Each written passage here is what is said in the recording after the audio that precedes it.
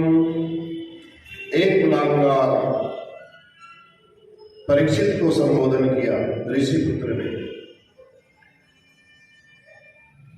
इति लंघित मर्यादा, तुमने मर्यादा का उल्लंघन किया है। कैसी मर्यादा? कि तुम्हारे पूर्वजों ने सदा सर्वदा संतों की सेवा की, संतों के चरण रज को अपने मस्तक पर धारण किया परीक्षित के पूर्वजों ने, और तूने संतों का अपमान कर दिया। जा, मेरा श्राप है तुझे।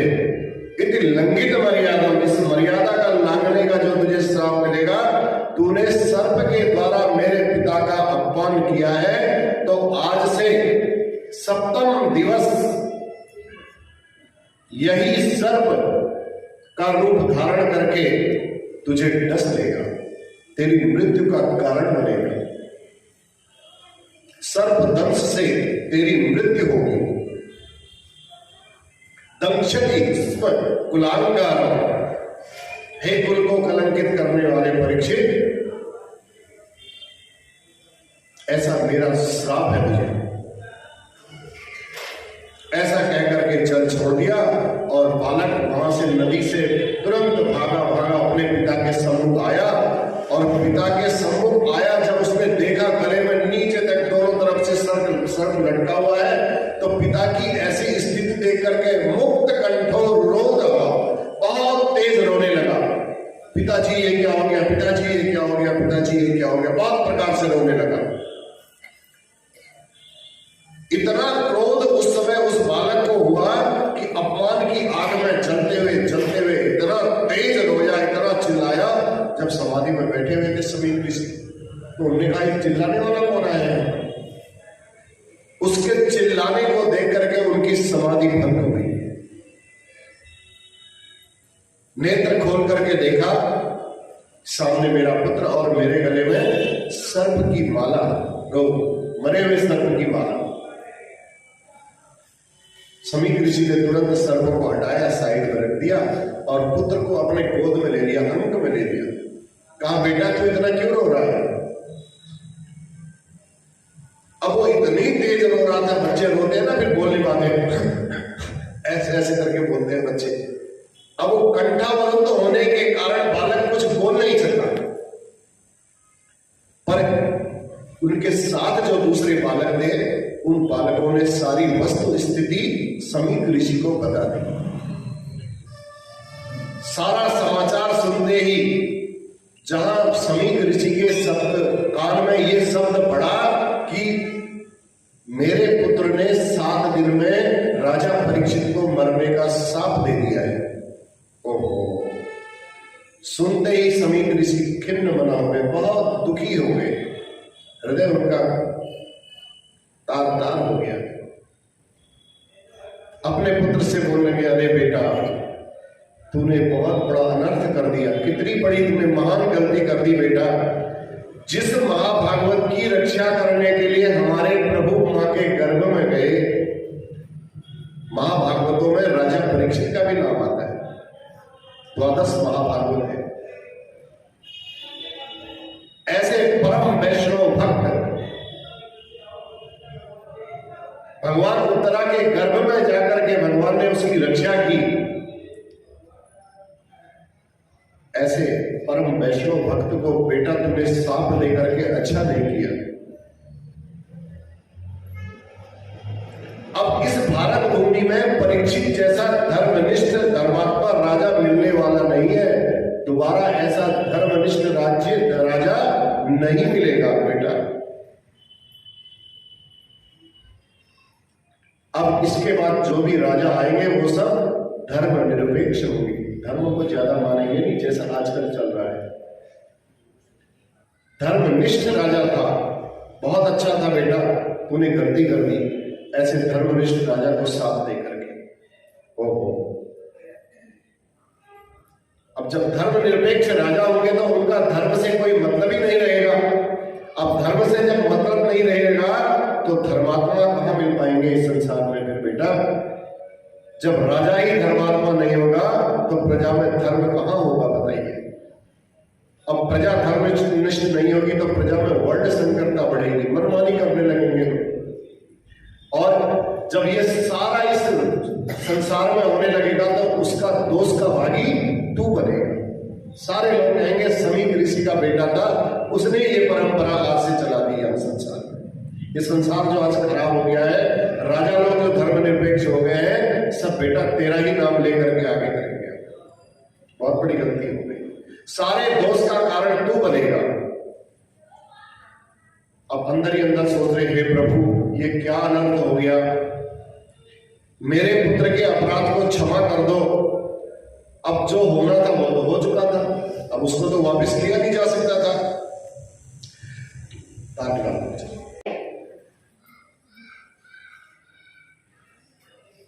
समीप ऋषि को लगा कि मेरे पुत्र का यह समाचार राजा परीक्षित को पता है या नहीं है कि मेरे पुत्र ने श्राप दे दिया।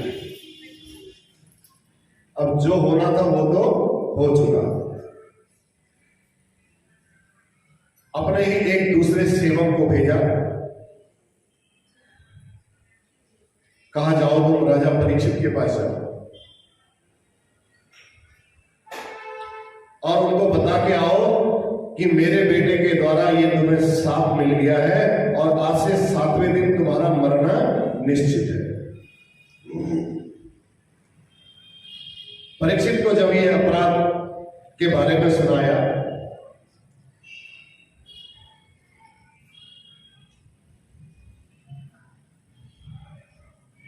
परीक्षित को पता चला कि 7वें दिन मुझे मरना निश्चित है।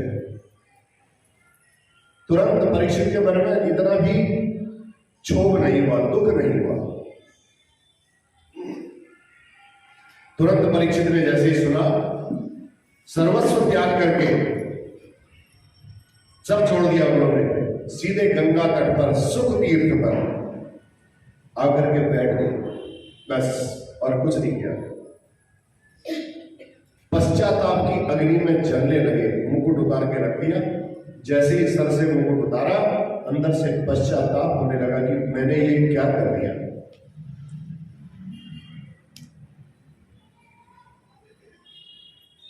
जिन संतों का मैं सदा सर्वदा सम्मान करता था, आज उन्हीं संतों का सम्मान करने की भावना मेरे मन में क्यों नहीं आई। ऐसे नीच कर्म के बारे में तो मैं सोच भी नहीं सकता था। जो ऐसा नीच कर्म मैंने किया, ऐसे अहो मया नीच गुणार्यवत् कृतम निरागस ब्रह्मणि गूढ़ तेजस। बारंबार इस बात के लिए पश्चाताप करने लगे अंदर ही अंदर। जाकर के गंगा तट पर, सुख तीर्थ में जाकर के गंगा तट पर विराजमान होकर बैठ गए चुपचाप। थोड़ी देर में इस समाचार सबको पता चल गया कि राजा परीक्षित गंगा के तट पर पश्चाताप की अग्नि में बैठे हुए हैं। जैसे ही ऋषि मुनियों को पता चला, इतने अच्छे राजा थे देखो, सब ऋषि मुनि धीरे धीरे धीरे धीरे, कौन कौन से, अत्रेन वशिष्ठ च्यवनः शरद्वान् अरिष्टनेमि भृगुरंगिराश्च पराशरोगादिसुतोदराम उदत्य इंद्र प्रमदेन्द्रभाव। अत्रि ऋषि, वशिष्ठ ऋषि, सबके सब पहुंचने लगे। भृगु, परशुराम, विश्वामित्र, ये सब के सब धीरे धीरे धीरे धीरे धीरे सब गंगा तट पर पहुंचने लगे। इतने संतों का समुदाय परीक्षित ने जब गंगा तट पर आते हुए देखा तो परीक्षित गदगद हो गए। दंडवत प्रणाम किया परीक्षित ने सबको, विधिवत सबका पूजन किया। कहने लगे महाराज, मेरी एक बात समझ में नहीं आती, मेरे समझ में नहीं आ रहा है कि मुझ शत्रु बंधु पर, क्षत्रिय पर आप लोगों ने इतना अनुग्रह कैसे किया। मैं तो बड़ा पापी हूं महाराज, मैंने संत का अपमान किया, पर आप लोग धन्य हैं महाराज, उसके बावजूद भी आपने मुझे क्षमा कर दिया और मेरे ऊपर कृपा करने के लिए, अनुग्रह करने के लिए आप सबके सब यहां बैठे हुए सबके सब बिना बुलाए आ गए महाराज। आप समस्त संतों के चरणों में मैं शत शत कोटि कोटि प्रणाम करता हूं। लेकिन एक ही बात जानना चाहता हूं महाराज, मैं यहां इसलिए आया हूं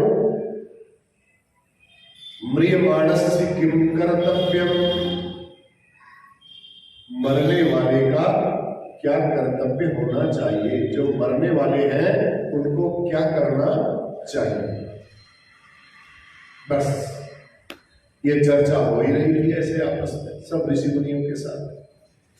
तत्रा भवत् भगवान व्यासपुत्रो यदृच्छया गावटमानो नपेक्षा अलक्ष्यलिंगो निजलाभतुष्टो वृत्तस्य बालैरवधूतवेशः।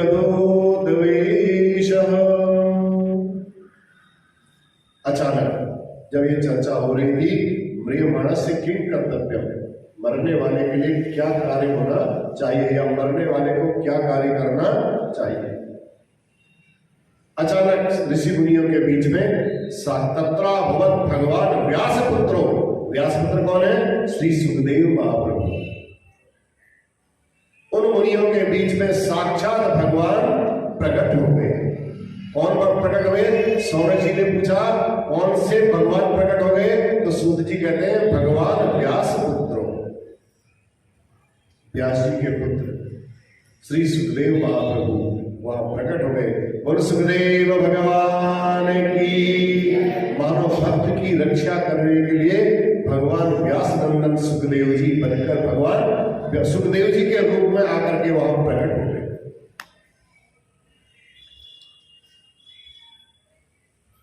देखो एक बड़ी विशेष बात बताई जाए।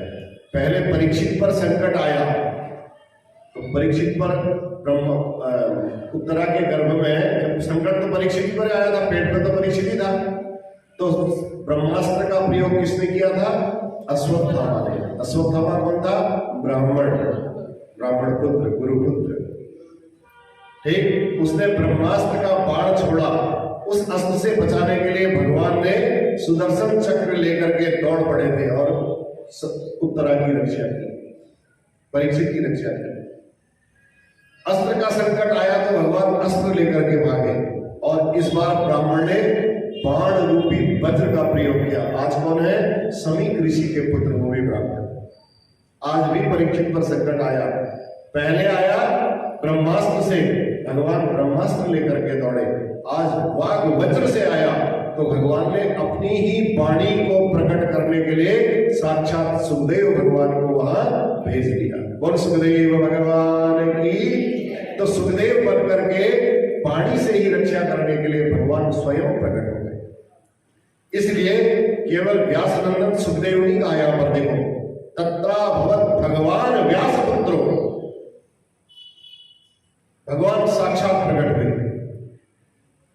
व्यास नंदन सुखदेव, तत्रा भवत् भगवान व्यास पुत्रो, मानो भगवान ही व्यास पुत्र के रूप में यहां पधारे हैं।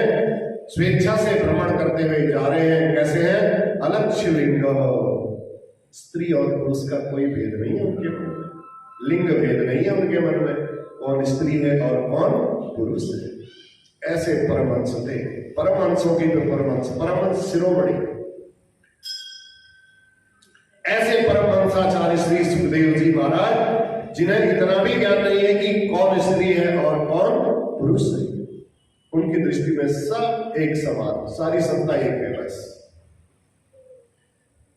सिय राममय सब जग जानी, करहु प्रणाम जोरी जुग पानी। कैसे हैं सुखदेव महाप्रभु? निज लाभ तुष्ट, निजानंद में परिपूर्ण है, अपने में ही आनंद मग्न रहते हैं। उनको संसार से कोई ज्यादा मतलब नहीं है। इनका परमानंद इनके भीतर ही विराजमान है। निज लाभ तुष्ट, निजाया राधा कृष्णयो तयो दर्शनम एव लाभस्तेन संतुष्ट। भगवान के दर्शन कर लिए, एक श्लोक सुना तो भगवान की उस लीला माधुरी को श्रवण करने के लिए, उस लीला माधुरी को देखने के लिए इतने व्याकुल हो गए कि भगवान व्यास जी के पास स्वयं पहुंच गए। तो इनका परमानंद इनके भीतर ही विराजमान है। निज लाभ तुष्ट, उनके हृदय कमल में प्रिया प्रीतम का हमेशा निवास रहता है, नित्य निवास है। सदा भ्रमण करते रहते हैं,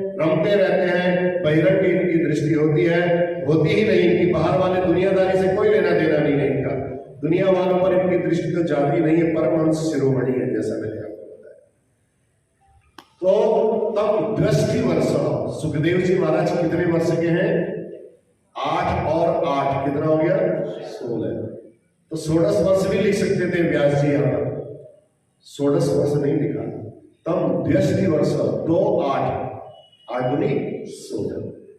तो 8 दृष्टि लिखने का भाव क्या है? सुखदेव जी का जो अंदर से स्वभाव था ना, 8 वर्ष के बालक की तरह ही था। उनको माया मोह से कोई लेना देना नहीं था। तब दृष्टि वर्ष 16 वर्ष के सुखदेव जी महाराज, जिन्हें इतना भी ज्ञान नहीं है कि स्त्री किसे कहते हैं और पुरुष किसे कहते हैं, ऐसे निजलाभ तुष्ट सदा भगवान में रमण करते हैं। ऐसे परमहंस शिरोमणि 16 वर्ष की अवस्था में नग्न वेश में, दिगंबर वेश में उसी गंगा जी के तट पर घूम रहे थे। ऐसे वहीं से उधर से निकलने लगे। कैसे है? दिगंबर वक्र विकीर्ण केशव, केश खुले हुए हैं सुखदेव जी के, और दिगंबर स्वरूप है, नग्न है एकदम, बड़ी बड़ी विशाल भुजाएं हैं, और आभा मुखमंडल पर ऐसी शोभा है, ऐसी मुखमंडल ऐसा चमक रहा है, उसको देख करके कई सुंदरियां तो इनके पीछे पीछे लग जाती है। सुखदेव जी जब जंगल वहां से निकल रहे होंगे, कहीं नगरी से निकले होंगे, तो कई सुंदरियां इनके पीछे लग गई, और कई गांव के बच्चे इनको उपहास करने के लिए इनके पीछे भागने लगे। नंगा धड़ंगा बाबा आ गया, बाबा आ गया, बाबा आ गया, बाबा आ गया। बच्चे उपहास कर रहे हैं, लेकिन उनको कोई मतलब नहीं है कौन आ रहा है, कौन उपहास कर रहा है, कौन क्या कर रहा है, इस बात से उन्हें कोई लेना देना। बच्चों की भीड़ आगे पीछे चिढ़ाने लग जाते हैं ना बच्चे। ऐसे सुखदेव महाप्रभु पर कोई अंतर नहीं करा, अनुराग पूर्वक सबको देख रहे हैं, सबको निहार रहे हैं।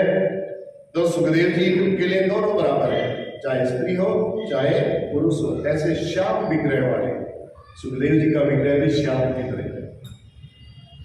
दर्शन किया तो सिद्ध कोटि के, अब जैसे ही सब वहां ऋषि मुनियों ने ऐसे उच्च कोटि के परमहंस शिरोमणि श्री सुखदेव जी महाराज का दर्शन किया कि सुखदेव जी आ गए, सुखदेव जी आ गए, सब के सब खड़े हो गए। यहां तक कि उनके पिताजी भी थे और वशिष्ठ जी भी थे। देखो तो उनसे कई हजार ज्येष्ठ होंगे, सारे ऋषि खड़े होकर के सुखदेव जी को प्रणाम करने लगे,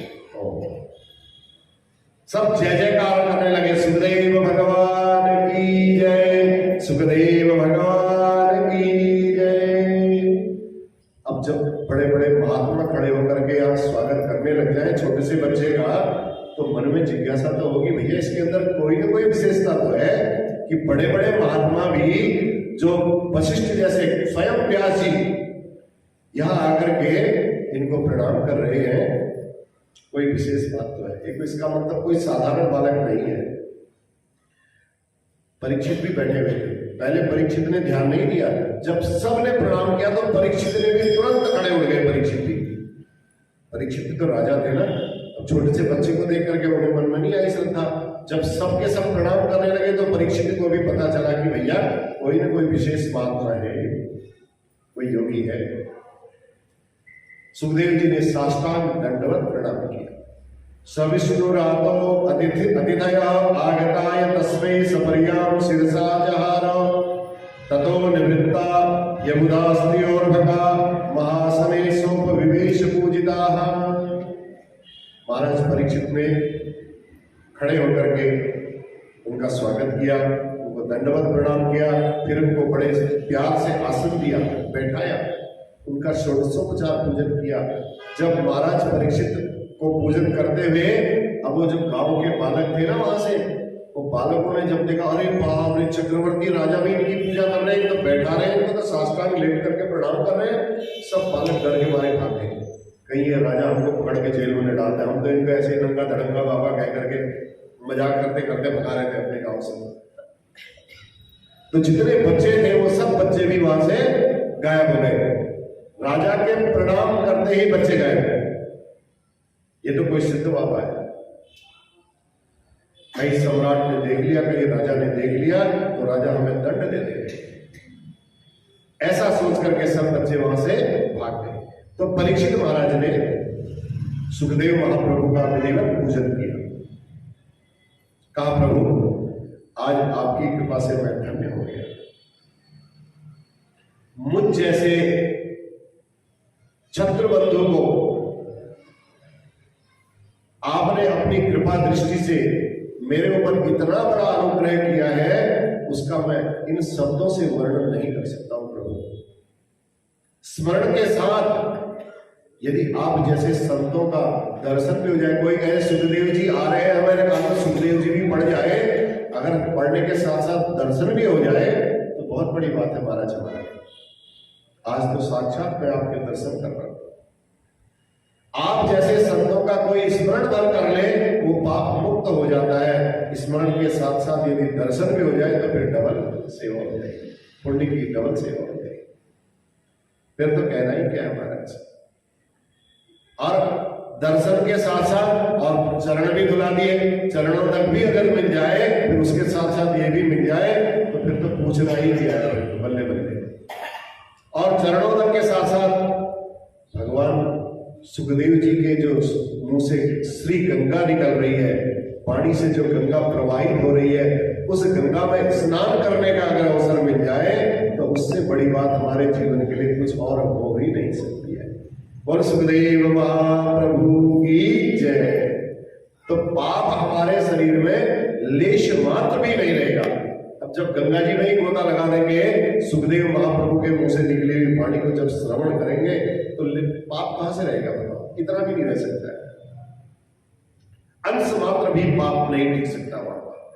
ये स्मरणात् पुंसां सद्यः शुद्ध्यन्ति वै गृहा किम पुनर्दर्शन स्पर्श पाद शौचासनादिवि अतः पृच्छामि संसिद्धि योगिनां परमं गुरुं पुरुषस्येह यत् कार्यं म्रियमाणस्य सर्वथा।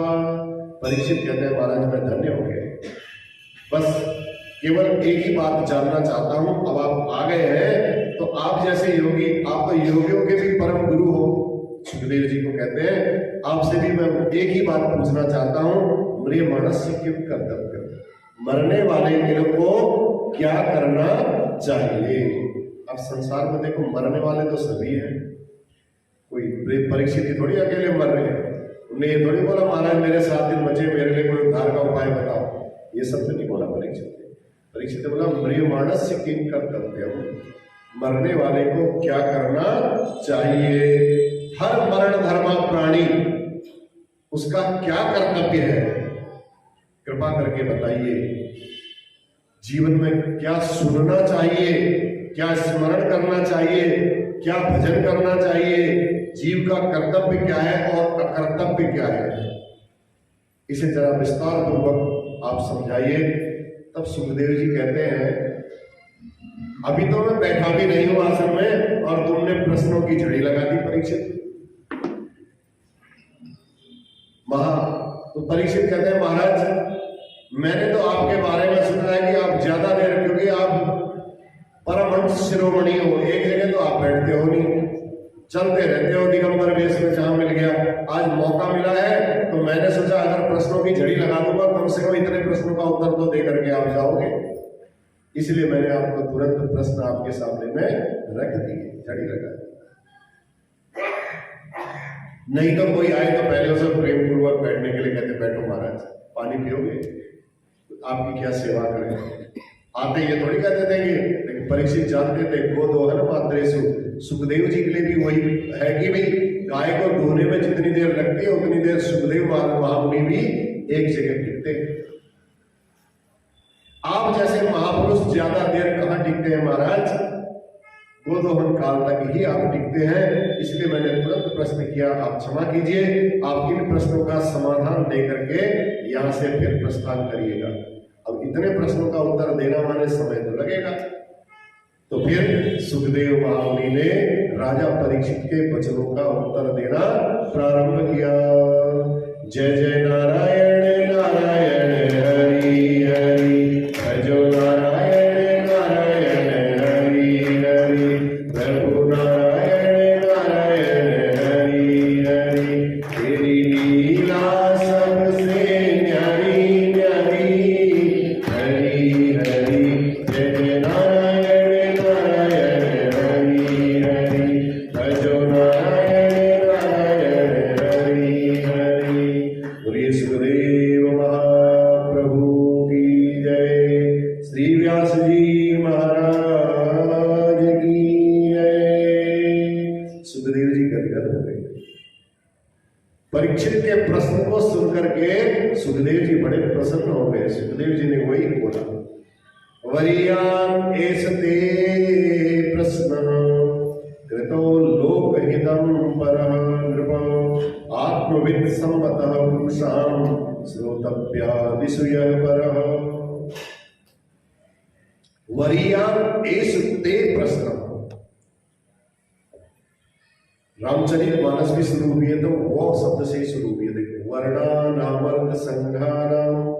अब यहां से द्वितीय स्कंद से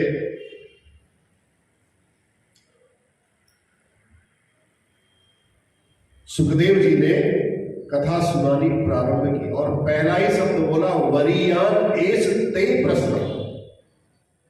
अब हम अंदर जो खाएंगे डकार तो उसी की आएगी नहीं आएगी। मूली के परोठे खाए या पका के आओगे तो सामने वाले को अपने आप पता चल जाएगा। डकार निकालोगे तो भैया मूली के परोठे खा के आए। तो यहां भी सुखदेव जी का जो प्रथम अक्षर है वो नहीं, पेट पड़ा वाला नहीं, वो वरीयान श्रेष्ठ, वह अक्षर जो है ये वकार ब्रह्म का बीज है। रामचरितमानस की शुरुआत भी इसी से हुई और अंत भी इसी अक्षर से हुआ है। भागवत की शुरुआत भी इसी से हुई और अंत भी इसी अक्षर से। वरीयान एष ते प्रश्न। अब सुखदेव जी ने वह शब्द पहले बोला तो ब्रह्म का बीज अक्षर है, तो इससे पता चल गया कि भाई सुखदेव जी के भीतर जो भरा हुआ है अब वही हमें सुनने को मिलने वाला है। उदाहरण दिया मैंने आपको एक, तो यही सुखदेव जी के अंदर जो था वहीं से स्टार्ट हो गया। वरीयान एष ते प्रश्न। आपका प्रश्न बहुत श्रेष्ठ है परीक्षित। ये प्रश्न तुमने अपने लिए नहीं किया, कृतो लोक हितम परम। संसार के हित के लिए तुमने ये प्रश्न किया है, क्योंकि इस संसार का नाम है मृत्यु रोग। यहाँ हर प्राणी हर जीव म्रियमाण है, मरने ही वाला है। यहाँ कोई जिंदा अमर होने वाला नहीं। कोई परीक्षित अगर अकेले मरने के लिए कहते तो सुखदेव जी सोचते शायद ये स्वार्थ भरा प्रश्न कर रहे हैं, बताऊं कि ना बताऊं। तो इसलिए मरने वाले सभी हैं, सबके जीवन में जो मृत्यु आती है वो भी 7 दिनों के भीतर ही आती है। आज रविवार से आप गिनते जाओ और लास्ट रविवार से पहले शनिवार तक गिनो, 7 दिन ही आपको रविवार, सोमवार, मंगलवार, बुधवार, बृहस्पतिवार, शुक्रवार और शनिवार 7 दिन है। तो कहने का भाव 7 दिन में ही सबकी मृत्यु होनी है। उसके अलावा कहीं और दिन होती है तो बताओ, होती है? 7 ही दिन में कोई ना कोई दिन ऐसा होगा जिसमें मृत्यु होनी होगी। वरीयान एष ते प्रश्न। आपका प्रश्न बहुत श्रेष्ठ है परीक्षित। कृतो लोक हितम परः। संसार के उपकार के लिए, परोपकार के लिए तुमने ये प्रश्न पूछा है हे राजन। काल का व्याल, काल रूपी व्याल, काल रूपी सर्प तो इस संसार में आकर के सबको डसेगा ही डसेगा। परीक्षित का प्रश्न इसलिए सबके लिए हो गया, सार्वभौम प्रश्न हो गया। इसको व्यक्तिगत प्रश्न नहीं कहा जा सकता। इसलिए सुखदेव जी गदगद हो गए, प्रसन्न हो गए। ये अभागा जीव मोह से ग्रसित है। अपने बारे में सोचने का इसके पास समय ही नहीं है। हमेशा दूसरों के बारे में सोचता है। कैसे? मेरे बाद इनका क्या होगा? अरे तुम अपनी जिंदगी तो जियो बढ़िया करके, तुम्हारे बाद जो होगा वो होगा ही होगा, फिर तुम तो देखोगे नहीं क्या होगा, लेकिन तुम अपनी जिंदगी को तो बढ़िया करके जियो। ये मरणासन्न प्राणी हमेशा बड़ा अभागा है। मेरे बाद इनका क्या होगा, ये हमेशा दूसरों के बारे में सोचता रहता है। मेरा इतना बड़ा कारोबार है, इस कारोबार को मेरा ये बेटा चला पाएगा कि नहीं चला पाएगा, और बढ़ाई जा रहे हैं और बढ़ाई जा रहे हैं। फिर तुमने क्या पाया इस जिंदगी? मेरा इतना बड़ा परिवार, मेरे इतने बच्चे, कैसे इसे संभालेंगे, इसी चिंता में खाई जा रहे। जब जीवन का अंतिम समय आ गया, फिर भी आप दूसरों के बारे में सोच रहे हो, बेटा वो वाली फैक्ट्री ना तू चलाना बढ़िया करके, लेकिन मैं तेरी मम्मी के नाम में करके गया हूं, उसको देखना बढ़िया करके। फिर भी मरते समय भी यही बात मन में आ रही है कि दूसरों के लिए ही कर रहे हो, अपने लिए तो तुमने मनुष्य शरीर पा करके कुछ किया ही नहीं, अपने बारे में तो सोचने की फुर्सत ही नहीं। दिन भर पैसा कमाया, पूरी जिंदगी में भागते रहे, दौड़ते रहे, पेट भरते रहे, रात को खर्राटे बजाए सो गए। क्या किया? विषयों का भोग करना यही जीवन का सार्थक तो नहीं है। जीवन की सार्थकता इसमें नहीं है। सारा जीवन समाप्त हो गया। निद्रया ह्रियते नक्तम व्यवायेन चवावया दिवाचार्थे हया राजन कुटुंब भरणे नवा। दिन भर आपने पैसा कमाया, रात को आप सो गए, खाना पीना खाया, बस। ये कोई जीवन नहीं है राजा। इसलिए परीक्षित, जो प्राणी वास्तव में मृत्यु भय से मुक्त होना चाहता है, मृत्यु तो आनी ही आनी है समझ में, इनसे अगर आप मुक्त होना चाहते हो, मृत्यु का भय आपके मन में ना रहे, 3 बातों का आपको अभ्यास करना पड़ेगा। राजा परीक्षित को बताया, तस्मात् भारत सर्वात्मा भगवान ईश्वरो हरि श्रोतव्य कीर्तितव्यश्च स्मर्तव्यश्चेच्छता भयम्। मृत्यु से जो अभय होना चाहता है, उसको माधव की शरण ग्रहण कर लेनी चाहिए। माधव की शरण में आए बिना मृत्यु से कोई बच ही नहीं सकता है। तो माधव की शरण में, भगवान की शरण में, श्री हरि की शरण में आने के लिए क्या करें? तब सुखदेव जी ने कहा, श्रोतव्य, सबसे पहले बोला सुनो, भगवान की कीर्ति को सुनो, भगवान के गुणों को सुनो, भगवान के भजनों को सुनो। सबसे पहले उनकी महिमा का वर्णन सुनो। सुनते जाओगे, सुनते जाओगे, सुनने से फायदा क्या होगा? जब सुनोगे तो उनके बारे में आप जानने लग जाओ। अच्छा, प्रभु ऐसे थे। अब आप कथा सुन रहे हो ना, कथा सुनने के बाद आपको लगता है कि हाँ प्रभु ऐसे भी थे, तो आपका लगाव, आपका प्रेम थोड़ा सा ज्यादा बढ़ गया उनसे। श्रोतव्य, सबसे पहला काम करना है भगवान की महिमा को श्रवण करना है। जब सुनोगे उसके बारे में आप जानते रहोगे, और जब जानकारी किसी व्यक्ति के बारे में पूरी मिल जाए, जब तक नहीं मिलेगी तब तक उसमें श्रद्धा हमारी इतनी ज्यादा नहीं होगी। जब हम जान जाएंगे हमारे बारे में, आपके बारे में हम जान जाएंगे, तो हमारी श्रद्धा अपने आप आपके ऊपर बढ़ती जाएगी। अब यहाँ मोदी जी जैसे कोई दूसरे व्यक्ति आ जाए, अब आप उनके बारे में जानते नहीं हो, मोदी जी के बारे में आप इतना जानते हो, अगर मोदी जी आ जाए, कोई व्यक्ति आ रहा है जा रहा है, आप तो इतना ध्यान थोड़ी दे रहे हो। अगर मोदी जी आ जाए तो आप तो उनके व्यक्तित्व के बारे में जानते हो। भैया आप लालायित हो जाओगे उनको देखने के लिए। 2 मिनट हम भी दर्शन कर ले, पंडित जी अगर कथा रोक देते। ये महिमा का वर्णन है। तो इसलिए जब तक हम उसको देखेंगे, पहचानेंगे नहीं, तो हम उनको नमस्कार भी नहीं करेंगे। अगर पहचान गए तो हम ये सोचेंगे कि 2 मिनट के लिए कथा रुक जाए, लेकिन इनसे 2 मिनट बात तो हो जाए। अपनी समस्या रख देते हैं मोदी जी के आगे, मिल गए, मौका मिल गया। तो कहने का भाव, पहले उनकी महिमा का वर्णन सुनो। श्रोतव्य,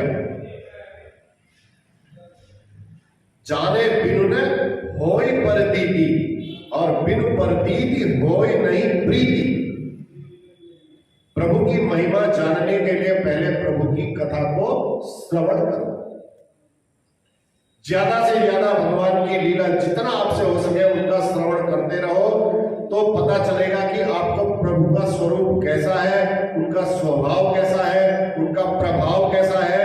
जब स्वभाव के बारे में पता चलेगा, उनके प्रभाव के बारे में पता चलेगा, तो आपकी श्रद्धा और प्रेम जागृत होगा।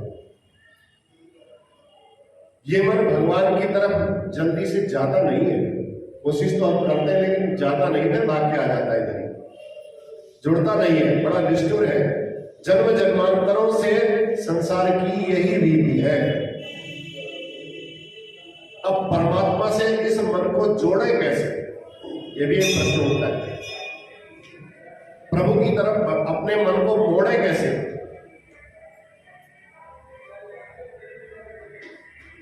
उदाहरण के लिए लोहा बहुत कठोर होता है, तो लोहे को क्या किया जाता है, अगर उसको दराती में कुल्हाड़ी बनानी है या कोई औजार बनाना है या चिमटा बनाना है, आपने कोई किसी प्रकार का भी बनाना हो, तो लोहे को क्या किया जाएगा, पिघलाया जाएगा, गर्म किया जाएगा।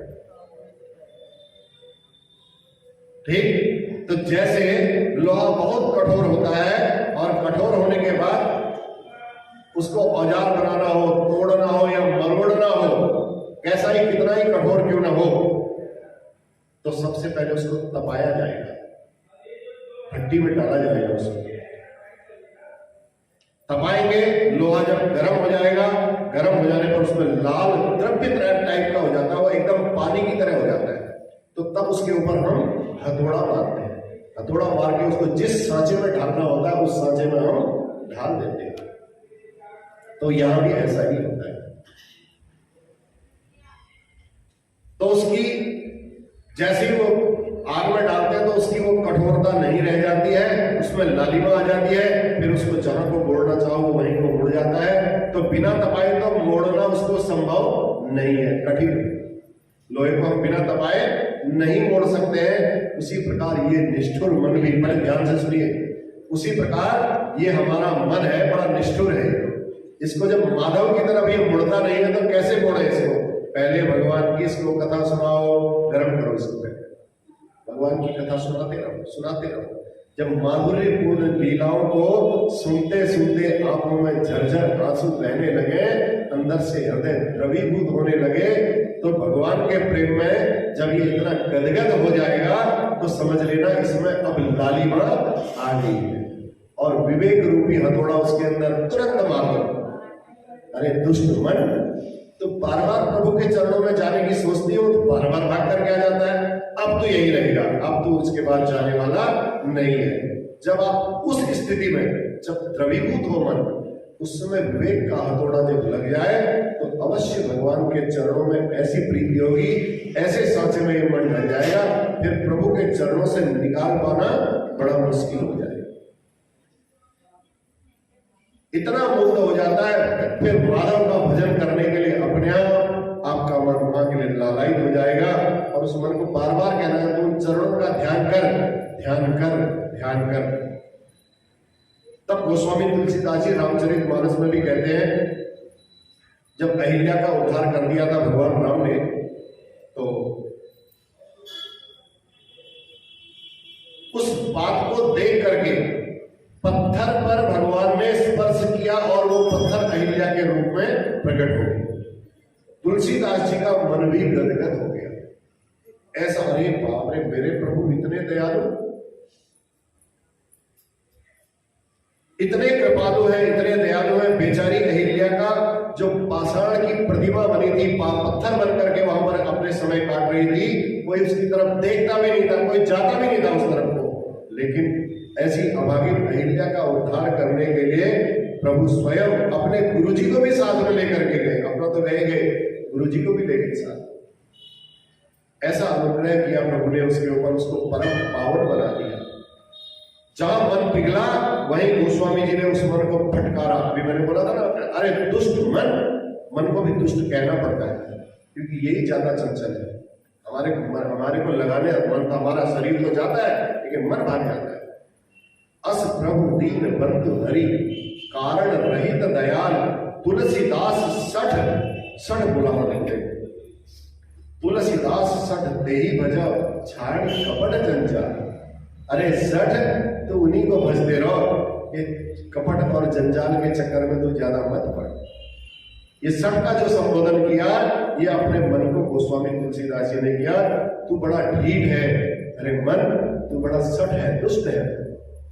प्रभु की महिमा सुनकर के तू आज कितना पुलकित हो रहा है, और जब भजन करने की बारी आती है तो तू इधर उधर भाग जाता है। अभी कथा में बैठा है, तेरा मन बड़ा लग रहा है, घर में बैठ के तू भजन करने की सोचेगा तो भाग जाएगा तेरा। तो इसलिए दुनिया के जंजाल को छोड़ करके जिनकी महिमा से तू आज पुलकित हो रहा है, ऐसे प्यारे प्रभु का भजन कर। पूरी राम कथा सुनाने के बाद अंत में रामचरितमानस के अंत में भी देखो तुलसीदास जी ने अपने मन को क्या लिखा, ऐसे ही समझाया। ऐसा कौन पापी जगत में है जो श्री राम जी का आश्रय लेकर के पावन नहीं हो गया हो। पाई न केही गति पतित पावन, सबसे अंत में लिखा हुआ है रामचरितमानस। पाई न केही गति पतित पावन, राम भज सुन सठ मना। यहां पर भी सठ नाम है। तब गोस्वामी तुलसीदास जी ने पूरी राम कथा सुना करके अपने मन को फिर समझाया। राम कथा तो तुमने लिख दी, द्रवीभूत हो गया तो भाग मत जाना कहीं प्रभु के चरणों से। इतना डांटते हैं, अरे सठ कहते हैं, अरे दुष्ट कहते हैं, अरे ढीठ कहते हैं, कुछ भी कह लो। जिन श्री राम का आश्रय लेकर के, भगवान का आश्रय लेकर के जिस पाषाण को अहिल्या का स्वरूप प्राप्त हो गया हो, ऐसे परम गति प्राप्त हो गई हो, ऐसे राम जी का तो भजन कर। देखिए जिस समय जब बताया मैंने, लोहा जब गर्म हो तो पिघला हुआ उसमें जब होता है तो हथौड़ा मारते हैं तो लोहा तुरंत अपने स्वरूप में आ जाता है। जैसा हम चाहते हैं इसी प्रकार श्रोतव्य, पहले सबसे पहला काम क्या करना है, प्रभु की महिमा को सुनना है। खूब सुनो, प्रभु की महिमा सुन सुन करके मन जब प्रभावित होने लगे, जैसे बताया कि फिर विवेक का हथौड़ा इसमें चला दो, तुरंत कट से ऊपर मार दो, बस आपकी बातें धीरे धीरे फिर मानने लग जाएगा। जब सांचे में ढक जाएगा तो फिर मानने लग जाएगा और समर्पित हो जाएगा। जबरदस्ती इस मन को प्रभु की तरफ आप मोड़ोगे तो बड़ा मुश्किल है। जब द्रवीभूत हो उसी समय इसको प्रभु की तरफ मोड़ डालो, ये बड़ा निष्ठुर बन है। श्रोतव्य कीर्तितव्यश्च स्मरतव्यश्च चेतताभयम्। जो मृत्यु के भय से मुक्त होना चाहते हैं उसे भगवान की महिमा ज्यादा से ज्यादा सुननी चाहिए, ताकि ये मन हमारा प्रभावित हो जाए, भगवान की महिमा सुन सुन करके द्रवीभूत हो जाए। फिर उसके बाद कीर्तितव्य, जब हम किसी के बारे में जान लेंगे तो तब हम फिर उनके बारे में चर्चा करना शुरू कर देंगे। हाँ महाराज जी आए थे, बड़ी अच्छी कथा सुनाते हैं, बड़ा आनंद आया उनके बारे में सुनकर के। बहुत पहले हमें पता नहीं था, जब सुना था हमें फिर बहुत अच्छा लगा। जब महिमा सुनी तो फिर हमने उनकी कीर्ति का बखान करना शुरू कर दिया। रह ही नहीं पाएंगे हम, स्वभाव है। तो पहले श्रोतव्य, फिर कीर्तितव्य।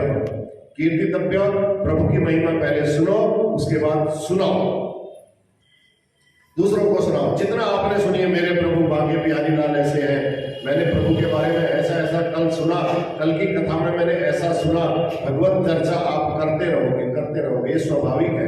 अगर मन आपका द्रवीभूत हुआ है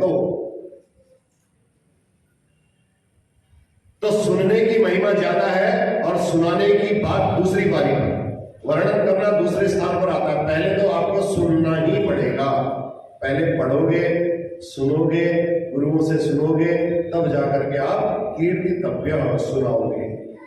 दूसरा कारण एक और है, जितना आनंद सुनने में आता है उतना सुनाने में नहीं आता है। कैसे? देखो, वक्ता है, बोलने वाले हैं, वक्ता को भगवत प्रेम में डूबने के लिए स्वतंत्र नहीं है वक्ता। अगर मैं भगवान के यहाँ गुणों का वर्णन करते करते मेरे आंखों में भी अश्रुपात होने लगे, कंठ मेरा अवरुद्ध हो जाए, तो मैं आपको फिर उनकी महिमा कैसे सुना पाऊंगा? इसलिए वक्ता को स्वतंत्रता नहीं है, उसको अपने मन को बांधना पड़ता है। लेकिन जो श्रोता है वो स्वतंत्र है, जितना मर्जी आप बोलो भगवान के उसमें, जितनी आपकी इच्छा है, आपको कोई रोकने वाला नहीं है, आप स्वतंत्र हैं। इसलिए श्रोता श्रेष्ठ है, सुनना सबसे ज्यादा श्रेष्ठ है, सुनाना दूसरे नंबर में है। श्रोतव्य कीर्तितव्यश्च। इसलिए जितना कंठ अवरुद्ध हो जाए, जितना अश्रुपात हो जाए, श्रोता के लिए फ्री छूट। और जब वाणी अवरुद्ध हो जाती है, बोलने में असमर्थ हो जाए तो वक्ता के लिए बड़ी समस्या हो जाती है। इसलिए वक्ता को अपने को बहुत कंट्रोल में रख करके, संयम में रख करके कथा को श्रवण कराना पड़ता है। ऐसा नहीं है कि वक्ता का हृदय गदगद नहीं होता है, उसके अंदर से वो भाव जागृत नहीं होते, लेकिन उस मर्यादा का भी उसको पालन करते हुए चलना पड़ता है। तो पहले श्रवण करो, पहले खुद डूबो, फिर दूसरे को भी डुबाओ। अब डूबता हुआ आदमी है कोई, मान लिया जाए, कोई कहे भैया मैं डूब गया हूं, इसका मतलब अभी वो डूबा नहीं है। डूब ही जाएगा तो फिर बोलेगा कैसे मैं डूब गया हूं, बताओ। पहले भगवान की कथा में डूब जाओ,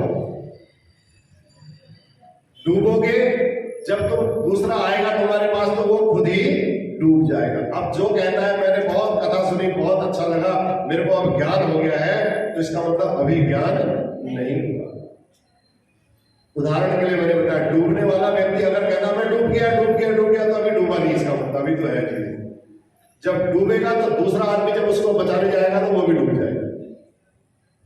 तो इसलिए पहले सुनो, उसके बाद सुनाओ। भगवान की कथा में डूब जाओ। डूब जाओगे तो जिसको सुनाओगे वो भी डूब जाएगा, उसका भी उद्धार हो जाएगा। बोल भाग्य बिहारी लाल की, श्रोतव्य कीर्तितव्य स्मर्तव्य। फिर कल करेंगे इस बारे में चर्चा, कल 5 बजे की चर्चा करेंगे, ठीक है। कल कहीं शादी का कार्यक्रम है, 5 बजे कल 5 बजे कल आइएगा सभी लोग, कल 5 बजे की चर्चा होगी, ठीक है। बोल भाग्य बिहारी लाल की जय। जय जय नारायण नारायण हरि हरि, भजो नारायण नारायण हरि हरि, तेरी लीला प्रभु में हरि हरि हरि हरि। जय जय नारायण नारायण हरि हरि, भजो नारायण नारायण हरि हरि, राम नारायण नारायण हरि हरि, कृष्ण नारायण नारायण हरि हरि, सत्य नारायण नारायण हरि हरि। बोलो भाग्य बिहारी लाल की जय। जय श्री राधे श्याम।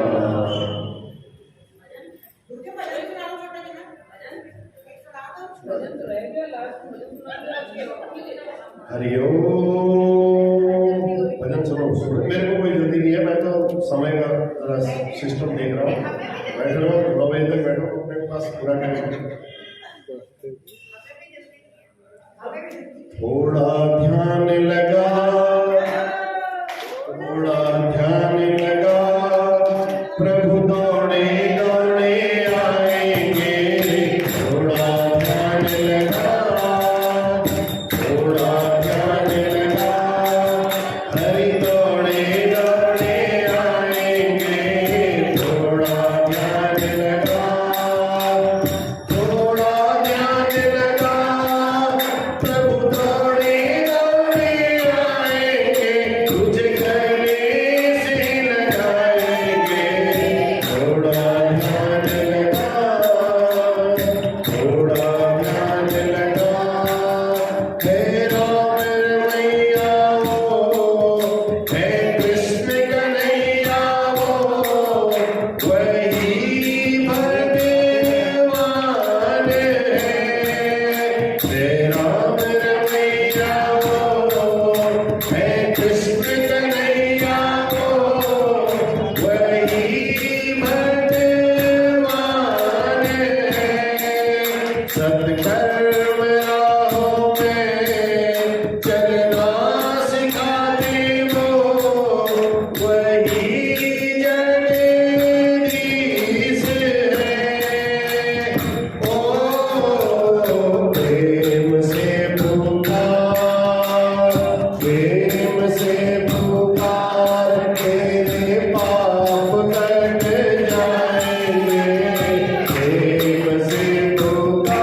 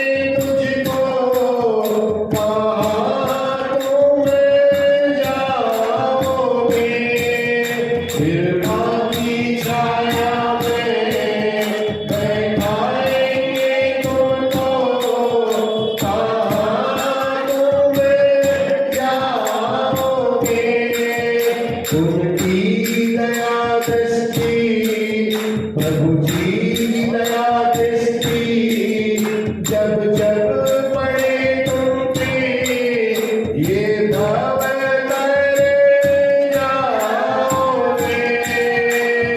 ओ कैसा है विश्वास, कैसा है विश्वास, मन में ज्योत वो जलाएंगे। ऐसा है विश्वास, ऐसा है विश्वास, मन में ज्योत वो जलाएंगे। तुझे करने से लगाएंगे, थोड़ा ध्यान लगा, थोड़ा ध्यान लगा। प्रभु थोड़े थोड़े आएंगे, थोड़ा ध्यान लगा। ऋषियों ने मुनियों ने गुरु शिष्य महिमा का किया तूने गाने। ऋषियों ने मुनियों ने गुरु शिष्य महिमा का किया तूने गाने। प्रभु जी के चरणों में झुकती सकल सृष्टि, झुके सारे हैं। प्रभु जी के चरणों में झुकती सकल सृष्टि, झुके सारे हैं। ओ महिमा है अपार, महिमा है अपार, सत की राह वो दिखाए। महिमा है अपार, महिमा है अपार, सत की राह वो दिखाएंगे। तुझे करने से लगाएंगे, थोड़ा ध्यान लगा, थोड़ा ध्यान लगा। प्रभु दौड़े दौड़े आएंगे, थोड़ा ध्यान लगा, थोड़ा ध्यान लगा, थोड़ा ध्यान लगा।